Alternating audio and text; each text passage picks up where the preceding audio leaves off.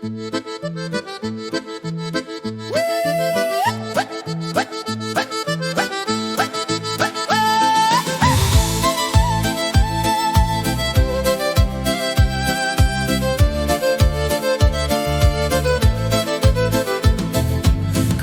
naisele meeldivad roosid ja hobused. Roose olen sulle, kallis, küll toonud. Hobuseid ma sulle tuua ei saa, siis pead hobuse talli hakkama tegema. Mõtte see pole paha, tal peab valmima. Mulla kallis mees, kas teeksid hobustele lauda? Küsisin siis, mis on hobuse laud, on talli vaja. Naine asjast aru ei saanud, roosid tõin jooksuga. Roosid talle meeldisid, ikka tahab hobuseid. Kust ma võtan talle küll need hobused? Hobune ju kallis loom, kuskilt raha ei saa.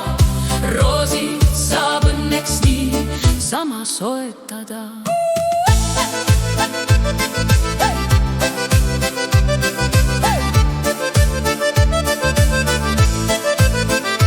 Kallis tahtis ka laulu sisse saada oma sõnadega. Istusin siis õues, mõtlesin, mis sõnu panna.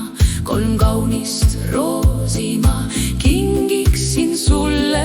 Kas pärast kallistust annaksid mulle? Papagoisid on meil 5, iga üks ilusam. Kollane, sinine, rohelise ja üks on valgem. Kõik nad laulavad erineva häälega, vist tahavad meiega kaasa rääkida. Muusikaga kaasa sädistavad, mida kõvem muusika, seda valjemalt tahavad kaasa sädistada.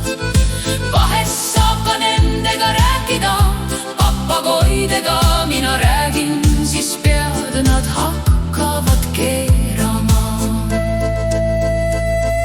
Naine ikka rahul pole, kui hobust ei saa. Pole mul vist pääsu, pean selle hobuse tooma. Roosidega naine harjunud, saama neid ikka vaja. Hakkasin siis minema hobust talle tooma. Kui mõelda tahan, siis palun linnukesi, olge tasa. Muidu võivad sõnad mul meelest ära minna. Siis on jama, kui kohe sõnu ritta ei saa panna. Õnneks on, kuhu sõnu kirja saab hetkel panna.